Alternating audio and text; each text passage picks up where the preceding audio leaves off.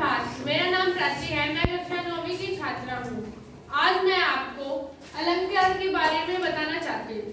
अलंकार जिस प्रकार आभूषण यानी गहना हमारे सौंदर्य को बढ़ाने में सहायता करता है, उसी प्रकार अलंकार काव्य की सौंदर्यता को बढ़ाता है।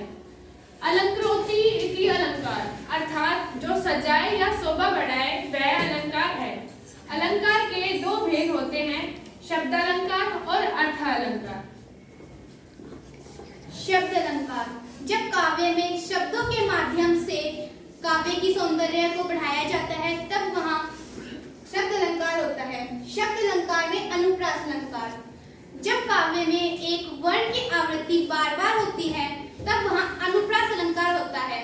जैसे सुरभित सुंदर सुखद सुमन तुम पर खिलते हैं।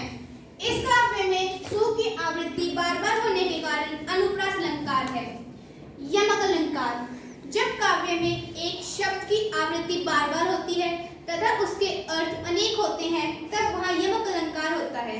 जैसे काली घटा का घमंड घटा, इस काव्य में घटा शब्द की आवृत्ति दो बार हो रही है किंतु दोनों बार इसके अर्थ अलग अलग हैं। अर्थालंकार जब काव्य में शब्दों के माध्यम से काव्य के सौंदर्य को बढ़ाया जाता है तब वहाँ अर्थालंकार होता है।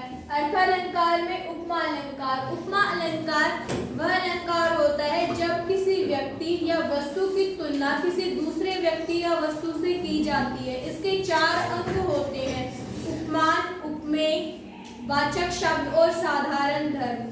जैसे हरिपद कोमल कमल से, इस काव्य में हरिपद उपमेय है, कोमल उपमान है, कमल साधारण धर्म है, से वाचक शब्द है। अर्थात हरि के पैर कमल के समान कोमल है। रूपक अलंकार वह अलंकार है जिसमें उपमान और उपमेय में कोई भेद नहीं होता। जैसे चरण कमल बंदो हरि राई, हरि के पैर कमल रूपी हरि के कमल रूपी पैर में हम वंदना करते हैं। अर्थात यहाँ रूपक अलंकार है।